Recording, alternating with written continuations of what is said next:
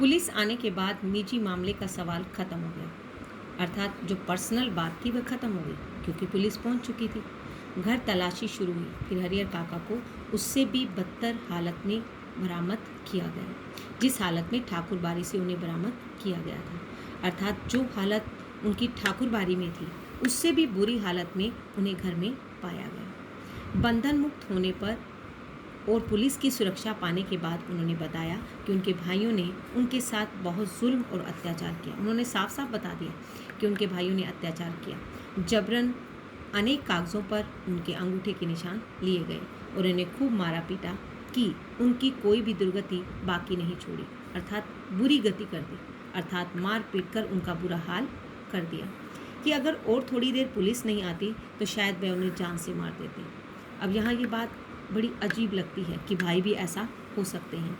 अब यहाँ पर हमारी युवा पीढ़ी को अपने कर्तव्य के प्रति सजग होना है कि हमारा परिवार मजबूत रहे, हमारे रिश्ते मजबूत रहें, इसलिए हमें सजग होना होगा, जागरूक होना होगा और अपने कर्तव्य के प्रति सजग होकर अपने कर्तव्यों को करना होगा। हरिहर काका की पीठ, माथे और पांव पर कई जगह जख्म के निशान उभर पाए थे। वह बहुत घबराए से लग रहे थे, कांप रहे थे। अचानक गिरकर बेहोश हो गए। मुंह पर पानी छींटकर उन्हें होश में लाया गया। भाई और भतीजे तो पुलिस आते ही चंपत हो गए, अर्थात भाग गए।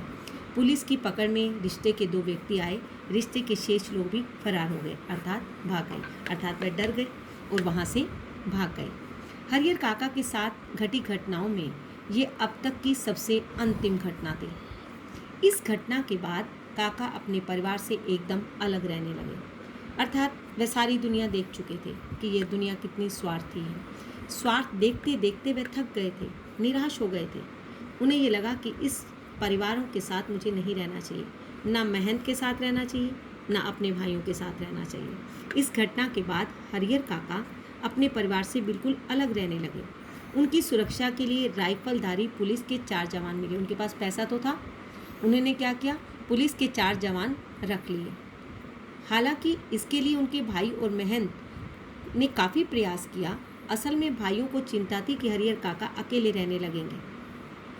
तब ठाकुर बाड़ी के महंत अपने लोगों के साथ आकर पुणे उन्हें ले भागेंगे। भाइयों को ये लग रहा था कि अगर वो अकेले रहे तो महंत अपने आदमियों के साथ आएगा और हरिहर काका को ले जाएगा। और यही चिंता महंत जी को भी थी कि हरिहर काका को अकेला और असुरक्षित पा उनके भाई पुणे उन्हें धर दबोचेंगे। महंत को भी यही चिंता थी, भाइयों को भी, क्योंकि ये दोनों स्वार्थी थे।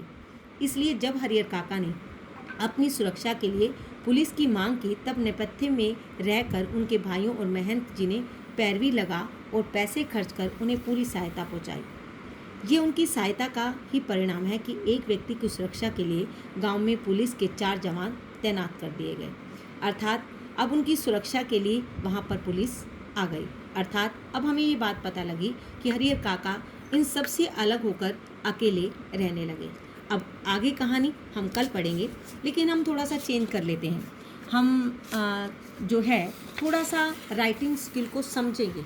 हम बाद में बनाना सिखाएंगे, लेकिन आज थोड़ा सा चेंज कर लेते हैं। थक गए होंगे ना कहानी पढ़ पढ़ के, तो हम क्या करते हैं कि नोटिस, सूचना क्या होता है बच्चे, नोटिस, इसके नियम और उपनियम जान लेते हैं। फिर हम इसे बनाना सीखेंगे कि सूचना को कैसे बनाना है। कल हम इसको बनाना सिखाएंगे, लेकिन आपने सिर्फ आज समझना है।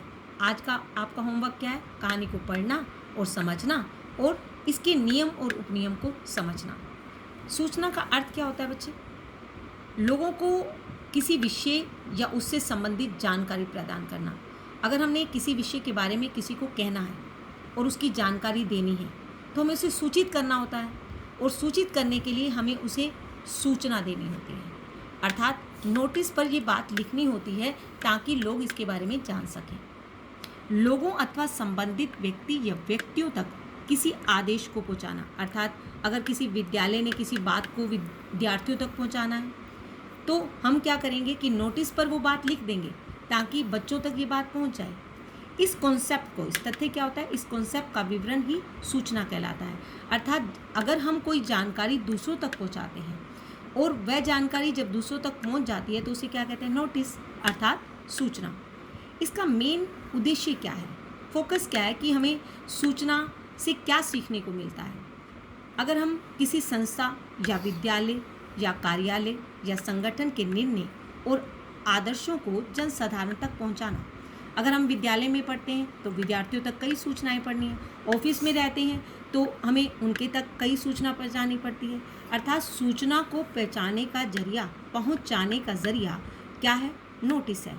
और विभिन्न विषयों पर लोगों को जागरूक करना, अर्थात हमें किन्हीं विषयों के बारे में लोगों को अलर्ट करना होता है, तो हम क्या करते हैं, नोटिस पर लिख देते हैं, जिससे लोग पढ़ते हैं और अलर्ट हो जाते हैं। लेकिन सूचना को लिखने के लिए कुछ महत्वपूर्ण बातों का ध्यान रखना पड़ता है कि पहले क्या होता है, हमें विषय के बारे में सोचना होता है, क्या हम विषय को अच्छी तरह समझ पा रहे हैं या नहीं। उस बात को अपने अंदर पूरी तरह समझना होता है कि किस विषय के बारे में वह पूछ रहा है। अर्थात फिर हमें ये सोचना होता है कि इसका शीर्षक हम क्या बना सकते हैं। अर्थात जो हमें एक बात लिखनी होती है कि अगर कोई घड़ी चोरी हो गई, अर्थात कोई चीज़ प्राप्त हो गई, तो हमें ये सोचना होता है कि इसका हम शीर्षक क्या लिख सकते हैं। अर्थात मेहनत के बारे में है, स्कूल के बारे में है या किसी भी विषय के बारे में है, तो उस शीर्षक को हमें सोचना पड़ता है। अब उस बात की पूर्णता क्या होता है, उस चीज़ को पूरा सोचना है कि हमने उसके बारे में क्या लिखना है और शॉर्ट में लिखना है बच्चे। अब इसके अंदर जो उसकी पूर्णता है, अर्थात पूरा लिखना है, अर्थात उस विषय के बारे में आना चाहिए, उस विषय की पूरे कॉन्सेप्ट को समझना चाहिए और कॉन्सेप्ट का इवैल्यूएशन भी होना चाहिए। अर्थात थोड़ी सी बात को हम गागर में सागर भरेंगे, अर्थात बहुत बड़ी बात को छोटा कहकर करेंगे, वो नोटिस होता है बच्चे। भाषा के प्रवाह में बहुत बड़ी बातें नहीं लिखती जानी है। हम जब बह जाते हैं ना तो बहुत सारी बातें लिख जाते हैं, तो हम भाषा के प्रवाह में नहीं बहेंगे। हमें लिमिटेशंस का ध्यान रखना है, अर्थात शब्द सीमा का ध्यान रखना है। भाषा के प्रवाह में बहना नहीं है, अर्थात हमें थोड़े शब्दों में ये बात कहनी है, क्योंकि सूचना के अंदर बहुत थोड़े शब्द लिखे जाते हैं। अगर सूचना देने वाले का इसके अंदर नाम होना चाहिए, उसका पद भी स्पष्ट होना चाहिए, इसके अंदर दिनांक भी होनी चाहिए और व्यक्ति का नाम भी होना चाहिए और उसके विषय में जानकारी भी पूरी होनी चाहिए और शब्द सीमा भी बहुत कम होनी चाहिए। अब ये सारी चीज़ें इम्पोर्टेंट हैं। जब हम नोटिस बनाना सीखेंगे ना कि नोटिस के अंदर कैसे कैसे लिखते हैं, तो हमें इन बातों की ज़रूरत पड़ेगी। इसलिए मैंने क्या किया कि सबसे पहले इस नियम को बता दिया ताकि आप इस नियम को पढ़ लें, ताकि कल जब मैं नोटिस समझाऊं तो आप उसे समझ पाएंगे। कल मैं एक नोटिस बनाकर लिखूंगी और फिर आपको एक नोटिस लिखने के लिए दूंगी। आपने कहानी को पढ़ना और समझना है और नियम और उपनियम को भी समझना है ताकि आप नोटिस लिखना सीख सकें। Thank you very much.